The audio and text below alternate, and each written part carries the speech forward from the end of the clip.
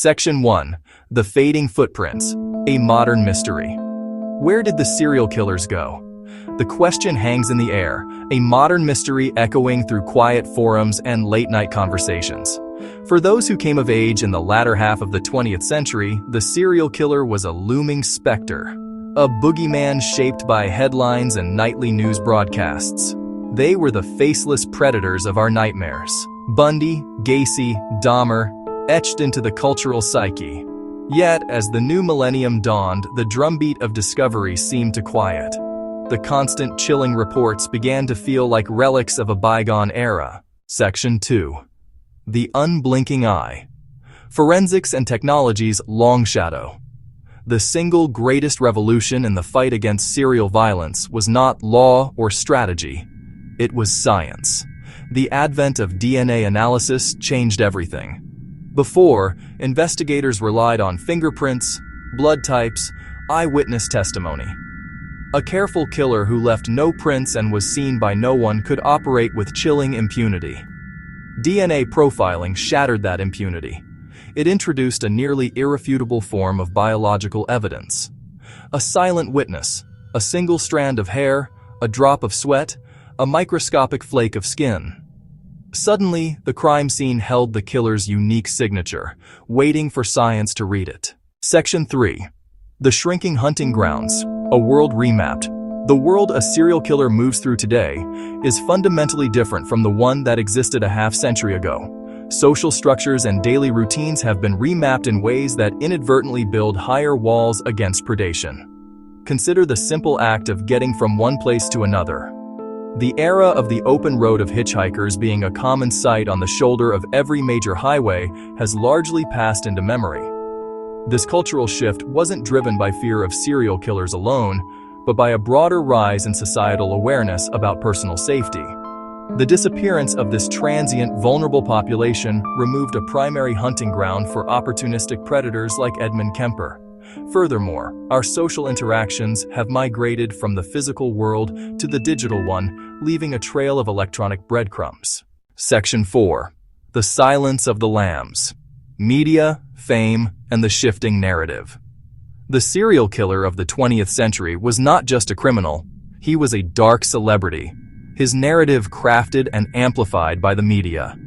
Newspapers, television news programs, The Son of Sam, The Night Stalker, the BTK killer that transformed them from pathetic criminals into mythic monsters. This intense, often sensationalized coverage had a dangerous side effect. It offered a pathway to infamy. However, the media landscape of the 21st century is a fractured and rapidly moving beast. The 24-hour news cycle has been replaced by a minute-by-minute social media feed. A story that dominates headlines one day can be completely forgotten the next, buried under an avalanche of new information, memes, viral trends. This accelerated churn makes it much harder for any single criminal narrative to achieve the sustained, monolithic cultural dominance that figures like Ted Bundy did. The spotlight of fame is now brighter, but also far more fleeting. Spurred by the no-notoriety movement and greater sensitivity to victims, many outlets avoid overusing the killer's name and photo, focusing instead on victims and their stories. Section 5. The Seeds of Violence, Mental Health and Social Safety Nets. While technology and policing are crucial parts of the puzzle, we cannot overlook the human element, the complex internal worlds where such violent impulses are born. A significant factor in the potential reduction of serial violence is the slow but steady improvement in our understanding and treatment of severe mental health disorders. In decades past, individuals suffering from extreme psychopathy, antisocial personality disorder, and violent paraphilias were poorly understood and frequently fell through the cracks. They were isolated, their escalating violent fantasies unchecked until they manifested in the most horrific ways imaginable. Today, while the system is far from perfect, there is greater awareness and more avenues for intervention. schools, communities, and healthcare providers are better trained to recognize early warning signs. Threat assessment programs aim to identify and intervene before ideation becomes action. Destigmatization connects more people with therapy, medication, and support systems that can help manage dangerous impulses. Every act of violence prevented by early, effective intervention is a potential killing spree that never begins. Section 6. Redefining the monster. Data, definitions, and the elusive truth. Part of the story of the vanishing serial killer is a story about how we count and categorize them. The very definition of serial killer is not set in stone. The classic FBI definition from the 1980s required 3 or more murders and separate events with a cooling-off period in between. Some agencies use a lower threshold of 2. Changing one variable can alter the statistics dramatically. Our ability to collect and analyze data has improved, revealing a genuine spike in the 70s and 80s, and a real decline since. It also shows our traditional image was incomplete. Female killers, killing pairs, and diverse backgrounds were under-recognized.